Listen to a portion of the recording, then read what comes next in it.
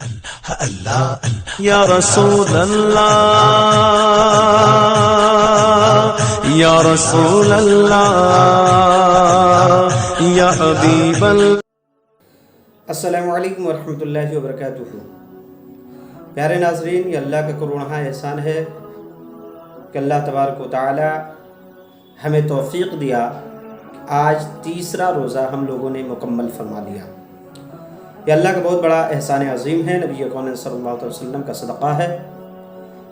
ضروری مسئلے کے متعلق میں آپ لوگوں سے تھوڑی دیر گفتگو کرنے والا ہوں، اور بہت ہی ضروری مسئلے ہیں جسے جاننا آپ کو بہت ضروری ہے، اس لیے کہ بہت سارے لوگ جو ہمارے عزیز ہیں، جو ہمارے چاہنے والے ہیں، جو لوگ ہم سے بات چیت کرتے ہیں، انہوں نے ہمارے سامنے مسئلہ رکھا کہ حضور کیا ہم لوگ سحری کیے بغیر روزہ رکھ سکتے ہیں یا نہیں؟ بہت سارے لوگوں نے کہا کہ حضرت میں سویا ہی رہ گیا، اس لیے ہم روزہ نہیں رہ پائے، ہم نے روزہ نہیں رکھا ہے۔ آپ کو ضروری مسئلہ بتانے والا ہوں، کیونکہ اس کے مسئلے کو جان لینے کے بعد آپ اس طریقے کی بات کرنا بند کر دیں گے۔ اور سحری کے اندر کون سی دعا پڑھنی چاہیے سحری کرنے کے بعد، یہ بھی میں آپ لوگوں کو بتانے والا ہوں، اور افطار کی دعا کیا ہے وہ بھی میں آپ لوگوں کے سامنے رکھنے والا ہوں۔ پیارے ناظرین، آپ یہ سمجھ لیں کہ اگر آپ نے نیت کر لی، نیت کیا ہے؟ نیت دل کے ارادے کا نام ہے۔ نیت اگر انسان دل کے اندر کر لیتا ہے بعد نماز مغرب، یعنی افطار کرنے کے بعد اگر نیت کر لیا کہ ہم کل کا روزہ رکھیں گے، تو آپ کی نیت ہو گئی۔ اب یہاں سحری کرنے سے کوئی تعلق نہیں ہے۔ اگر آپ نے سحری نہیں بھی کیا، سوئے ہی رہ گئے اور وقت گزر گیا، یعنی طلوع آفتاب ہو چکا، وقت گزر گیا، اس کے بعد آپ کی نیند کھلتی ہے اور آپ نے سحری نہیں کیا ہے، اب مسئلہ یہ اٹھتا ہے کہ ہم اب روزہ رکھ سکتے ہیں یا نہیں، کیا ہمارا روزہ ہو پائے گا کہ نہیں؟ پیارے ناظرین، اگر آپ نے ارادہ کر لیا ہے تو آپ کا روزہ ہو جائے گا۔ اگر آپ نے سحری نہیں بھی کیا تو آپ اسی طریقے سے آپ روزہ رکھ لیں اور نیت کر لیں اس وقت کہ ہم نے روزے رکھے۔ پیارے ناظرین، بتانے کا مقصد صرف اتنا ہے کہ اگر آپ نے ارادہ کر لیا ہے، نیت کر لیا ہے، تو آپ کے روزے ہو جائیں گے، اس میں کوئی ممانعت نہیں ہے۔ ایسا نہیں ہے کہ سحری نہیں کریں گے تو روزہ نہیں ہوگا۔ البتہ سحری کرنا سنت ہے۔ آقا کریم صلی اللہ علیہ وسلم نے فرمایا کہ سحری چاہے ایک گھونٹ پانی ہی کیوں نہ ہو، آپ سحری کر لیں، کیونکہ سحری کا ثواب اللہ تبارک و تعالی عطا فرماتا ہے، کیونکہ سحری کرنا سنت ہے، اور سنت کو ترک کرنا، جان بوجھ کر چھوڑ دینا، یہ گناہ ہے۔ جان بوجھ کر چھوڑنا یہ گناہ ہے۔ انجانے میں اگر آپ سے چھوٹ جاتا ہے، نیند نہیں کھلتی ہے، نیند کا غلبہ ہوتا ہے، وقت گزر جانے کے بعد اگر آپ کی نیند کھلتی ہے اور آپ نے سحری نہیں کیا ہے لیکن روزہ فرض ہے، تو روزہ جب فرض ہے تو اسے آپ کو ادا کرنا چاہیے۔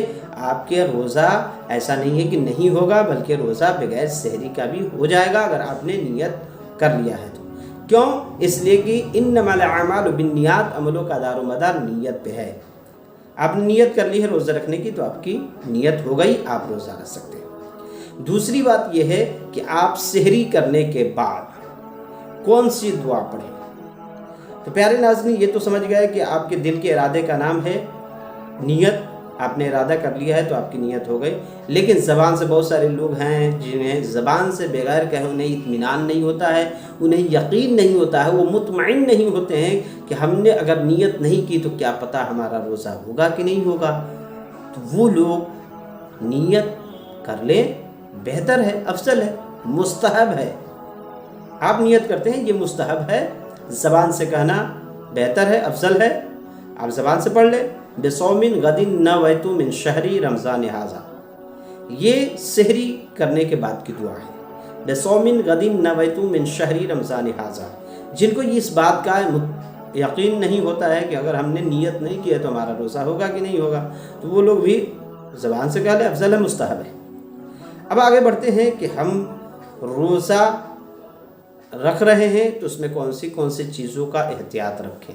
प्यारे नाज़रीन, दिन के अंदर आपने देखा होगा कि बहुत सारे धूप हो रहे हैं, धूप की शिद्दत हो रही है, धूप की तमाज़त है, जिसकी वजह से हवाएं गर्म गर्म चलती हैं और उसकी वजह से लोगों को प्यास लगती है, प्यास की शिद्दत महसूस होती है। उस हालत में आप अगर प्यास से बचना चाहते हैं, ये चाहते हैं कि हमें प्यास महसूस ना हो, तो उस सूरत में आपको सहरी करने के बाद कम से कम छोटी इलायची थोड़ी सी चबा कर खा लें, उससे आपको प्यास की शिद्दत नहीं महसूस होगी। अल्लाह तबारक व तआला आपको प्यास से महफूज रखेगा।